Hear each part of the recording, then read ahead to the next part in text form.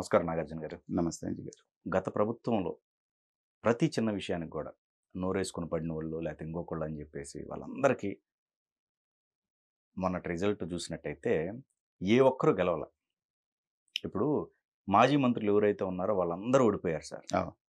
ప్రధానమైన కారణం ఏందంటే వాళ్ళు అంతకుముందు అంటే వాళ్ళ వ్యవహార శైలి. వ్యవహార శైలి గావచ్చు, టాకింగ్ గావచ్చు ప్రతీది గూడా అంతా అబ్జర్వ్ చేశారు ప్రజలు. హ్మ్. ఇప్పుడు కూడా కొంతమంది మారలేదనేది ఒక చర్చ జరుగుతా ఉంది. అవును. ఇప్పుడు రీసెంట్‌గా మీరు చూసినట్టయితే 'నాని' గారిది సేమ్ మళ్ళీ అదే భాష వాడకంలోకి తీసుకొచ్చారు ఆయన. ఇప్పుడు కుక్కతో ఒక వంకర అని ఒక సామెత చూసాం మనం. హ్మ్. విన్నాం. సో దాన్ని వీళ్ళు పదే పదే ప్రూవ్ చేస్తున్నారు. హ్మ్. తర్వాత అంటే ఒకసారి తలుచుకుంటే నవ్వు కూడా వస్తుంది.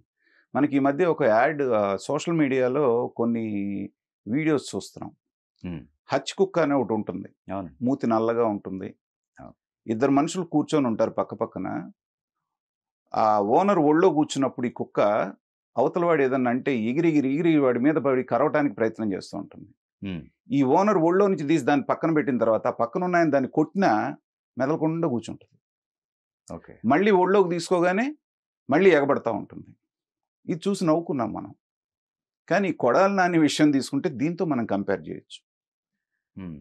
ఒరే కొడాలి నాని ఎక్కడున్నావురా బయటికి రారా అని ఇంటి మీదకి వచ్చి కోడిగుడ్లు టమాటాలతో కొడుతున్నప్పుడు ఎక్కడా కనిపించలా అసలు. ఎక్కడా వినిపించలా. హ్మ్. కానీ తాడేపల్లి ప్యాలెస్‌కి పిలిచి ఒక మీటింగ్ పెట్టి జగన్మోహన్ రెడ్డి గారు చెప్పగానే ఇప్పుడు మీరు గమనించారా? కొడాలి నాని ఎక్కడ మాట్లాడాడు ఆ మాటలన్నీ?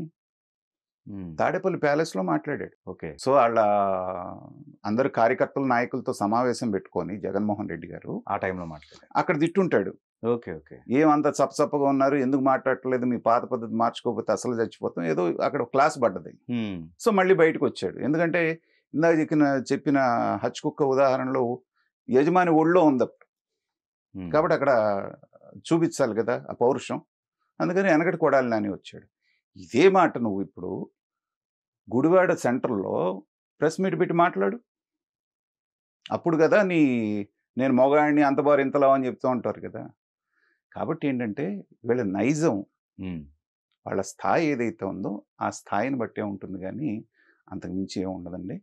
ఇకపోతే ఇక్కడ దొంగ అని అన్నారండి. ఇప్పుడు ఫర్నిచర్ అనేది తీసుకెళ్ళి వాళ్ళు షోరూమ్‌లో పెట్టుకున్నారు. మరి అతను దొంగ అనకుండా ఏమనాలని జెప్పేసి ఆ పదం వాడారు. కరెక్టే కదా! హ్మ్. కరెక్టే. ఆయన ఇది షోరూమ్‌లో పెట్టుకోవడం తప్పే. హ్మ్. మంచిదే ఒప్పుకుందాం. కానీ ఆయన లెటర్ రాసాడు కదా మీకు. ఇది పాత ఫర్నిచర్ అయిపోయింది. దీన్ని గనక నాకిస్తే దానికి ఎంతుందో అంత రేట్ కట్టిస్తానని చెప్పేసని ఆయన లెటర్ రాసిన దాన్ని మీరు ఇంటెన్షనల్‌గా 15 రోజులు బయట పెట్టకుండా, ఆయన లెటర్ రాసాడనేది కూడా ప్రజలకు తెలియనీయకుండా, మీరే ఒక కేస్ ఫైల్ చేసి నిన్ను అరెస్ట్ చేస్తాం, లోపలేస్తాం అని చెప్పేస్తనంటే, ఆ స్థాయి నాయకుడిని కూడా బలవన్మరణానికి ప్రేరేపించేట్టుగా మీరు ప్రవర్తించారు. మరి 2,00,000 ఫర్నిచర్‌కి అతను దొంగైతే, నువ్వు సీఎం పదవి అయిపోగానే అసలు ఇంకా గనక ఉంటే కొంచెం విలువలు ఉన్నోళ్ళైతే, ఆపద్ధర్మ ముఖ్యమంత్రిగా ఉండగానే వాళ్ళకున్న ఫెసిలిటీస్ వదులుకుంటారు చాలామంది. హ్మ్. వెనకటి రోజుల్లో అయితే. ఓకే. సరే అప్పుడు కూడా అవసరం లేదు. కొత్త గవర్నమెంట్ వచ్చి కొత్త చీఫ్ మినిస్టర్ ప్రమాణ స్వీకారం చేసిన తర్వాతైనా మర్యాదగా మీరు పంపించాల్సిందే. అసలు సచివాలయంలో ఉండాల్సినటువంటి వస్తువులన్నీ మీ ఇంట్లో ఉండటమే తప్పు.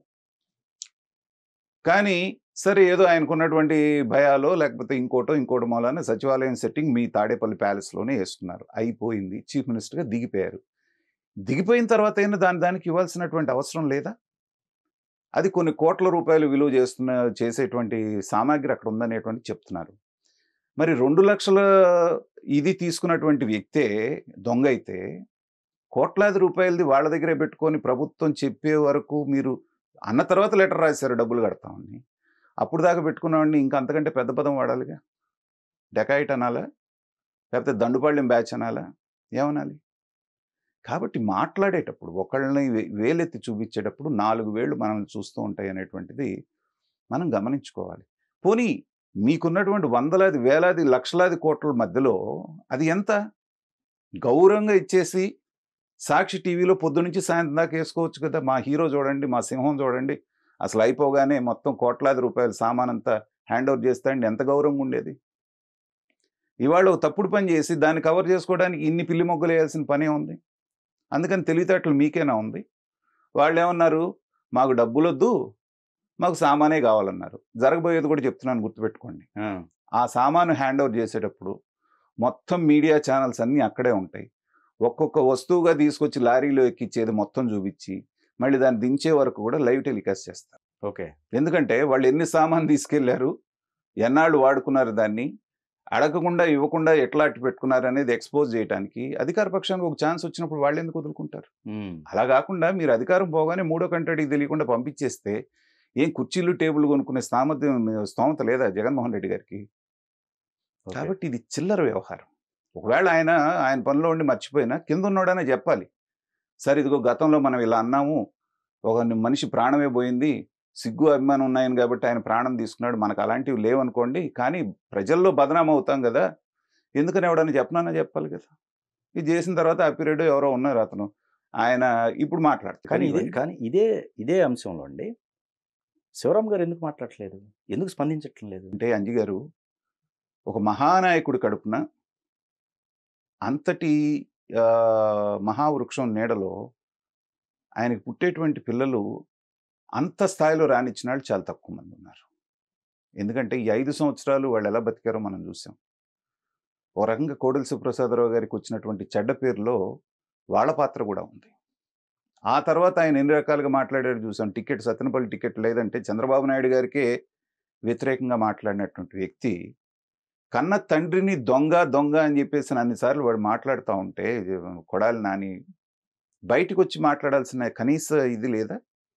అంటే ఏంటంటే భయం, లేదా ఇంకా లోపల ఏమన్నా వేరే కారణాలు, ఏమన్నా ఇక్కడ అవకాశం కనపడట్లేదు కానీ ఏదన్నా ఉంటే మళ్ళీ అంటే రకరకాల ఆలోచనలు ఉండొచ్చు. కానీ నైతికంగా వచ్చి బయటకు వచ్చి ఖండించాల్సినటువంటి బాధ్యత ఆయన మీద ఉంది. అది మరి ఎందుకు విస్మరించారనేటువంటిది ఆయనకి తెలియాలి.